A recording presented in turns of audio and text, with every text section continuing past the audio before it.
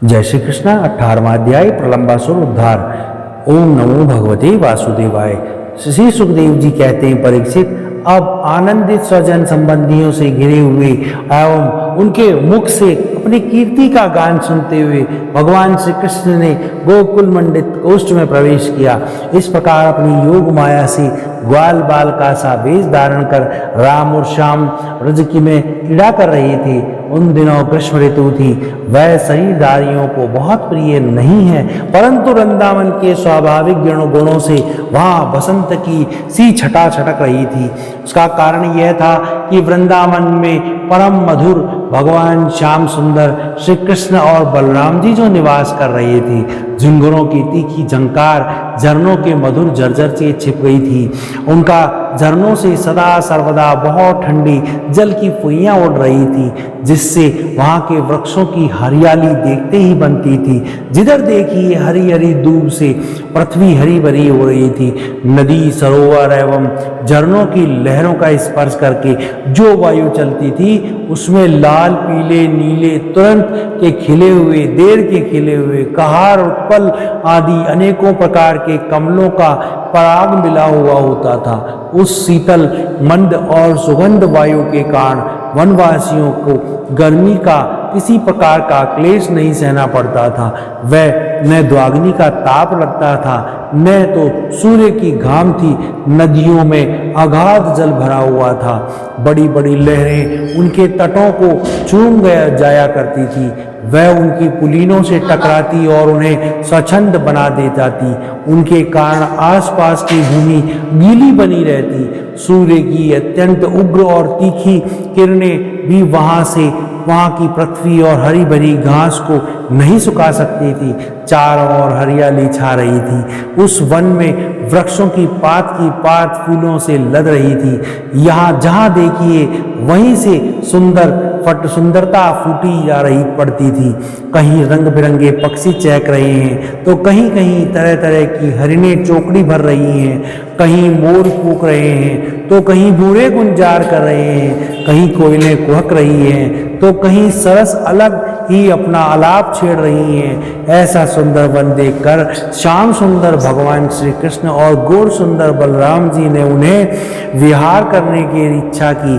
आगे आगे गोएं चलती, पीछे पीछे ग्वाल बाल, और बीच में अपने बड़े भाई के साथ बांसुरी बजाते हुए श्री कृष्ण, राम, श्याम और ग्वाल बालों के ने नव पल्लवों, मोर पंखों के गुच्छों, सुंदर सुंदर पुष्पों के हारों और गेरू आदि रंगीन धातुओं से अपने को भांति भांति से सजा लिया। फिर कोई आनंद में मग्न होकर नाचने लगा, तो कोई ताल ठोककर कुश्ती करने लगा, और किसी ने राग अलापना शुरू कर दिया। जिस समय भगवान श्री कृष्ण नाचने लगे, उस समय कुछ ग्वाल बाल गाते बजाते और कुछ बांसुरी आदि सिंगी बजाने लगे। कुछ हथेली से ही ताल देते, तो कुछ वाह वाह करने लगते। परीक्षित, उस समय नट जैसे अपने नयनों की प्रशंसा करते हैं, वैसे ही देवता लोग ग्वाल बालों का रूप धारण करके वहां आते और गोप जाति में जन्म देकर छिपे हुए बलराम और भगवान श्री कृष्ण की स्तुति करने लगते। घुंघराली अलकों वाले श्याम और ग्वाल बलराम कभी एक दूसरे के साथ हाथ जोड़कर कुम्हार कूदते और कुड़ी डाकते, कभी कहीं होड़ लगाकर ढेले फेंकते, तो कभी ताल ठोक कर रस्सा कसी करते। एक दल से दूसरे दल के विपरीत रस्सी पकड़कर खींचना, कभी कहीं एक दूसरे से कुश्ती लड़ाना, इस प्रकार तरह तरह के खेल खेलते। कहीं कहीं एक दूसरे ग्वाल बाल नाचने लगते, तो श्री कृष्ण और बलराम जी गाते या बांसुरी, सिंगी आदि बजाते। बलराम कभी कभी वे वाह वाह कहकर उनकी प्रशंसा भी करने लगते। कभी एक दूसरे पर बैल, जायफल या आंवले के फल हाथ में लेकर फेंकते। कभी एक दूसरे की आंख बंद करके छिप जाते और वह पीछे से ढूंढता। इस प्रकार आंख मिचौनी खेलते।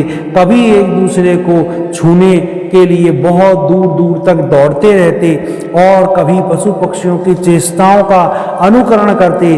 कहीं मेंढकों की तरह फुदक कर चलते, तो कभी मुंह बनाकर एक दूसरे की हंसी उड़ाते। कहीं रस्सियों के वृक्ष को जो डालकर झूलते, तो कभी दो बालकों को खड़ा करके उनकी बाहों में बल पर ही लटकने लगते, कभी किसी सजा राजा की नकल करने लगते। इस प्रकार राम और श्याम वृंदावन की नदी, पर्वत, घाटी, कुंज, वन और सरोवर से वह सभी खेल खेलने और जो साधारण बच्चे संसार में खेला करते हैं। एक दिन जब बलराम और श्री कृष्ण ग्वाल बालों के साथ उस वन में गोए चरा रहे थे, तब ग्वाल बालों के वेश में प्रलंब नाम का एक असुर आया। उसकी इच्छा थी कि मैं भगवान श्री कृष्ण और बलराम जी को हर ले जाऊं। भगवान श्री कृष्ण सर्वज्ञ हैं, वह उसे देखते ही पहचान गए।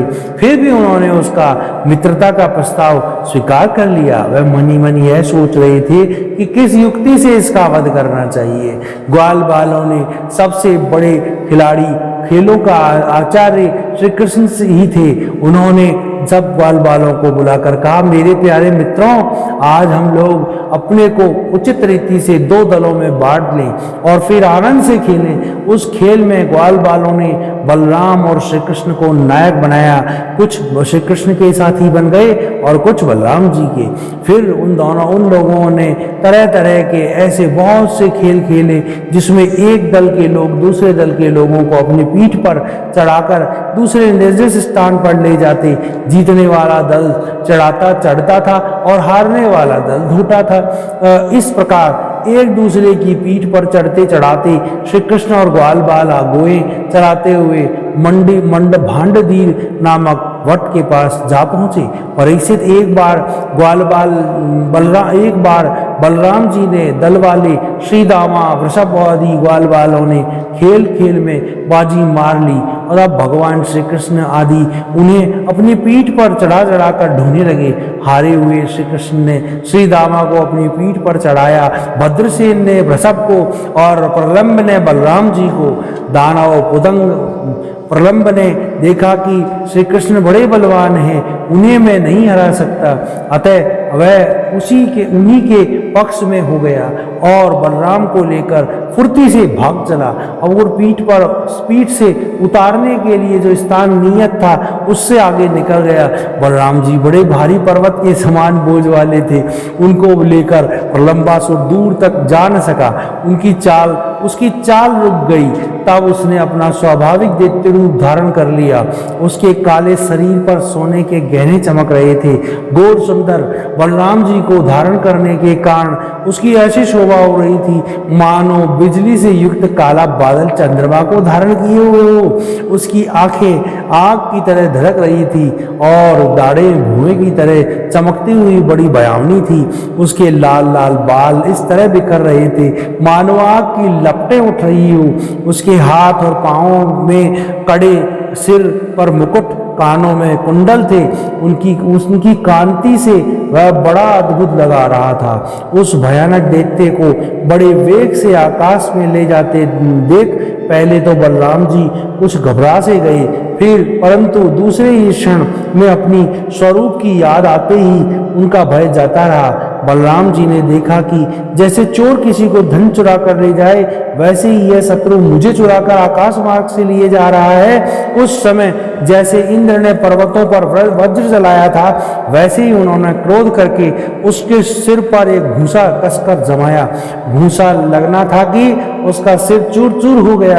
वह मुंह से खून उगलने लगा, चेतना जाती रही। वह बड़ा भयंकर शब्द करता हुआ इंद्र के द्वारा वज्र के से मारे हुए पर्वत के समान उसी समय प्राणहीन होकर पृथ्वी पर गिर पड़ा।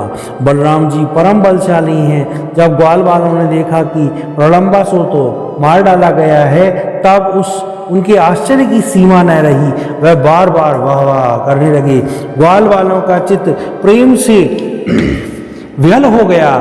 वह उनके लिए शुभ कामनाओं की वर्षा करने लगे मानो मरकर लौट आए हों और इस भाव से आलिंगन करके प्रशंसा करने लगे। वस्तुतः बलराम जी इसके योग्य ही थे। प्रलंबासुर मूर्तिमान पाप था, उसकी मृत्यु से देवताओं को बड़ा सुख मिला। वह बलराम जी पर फूल बरसाने लगे और बहुत अच्छा इस प्रकार कहकर उनकी प्रशंसा करने लगे। 18वां अध्याय समाप्त। ओम नमो भगवते वासुदेवाय। बोलो भगवान श्री कृष्ण की जय।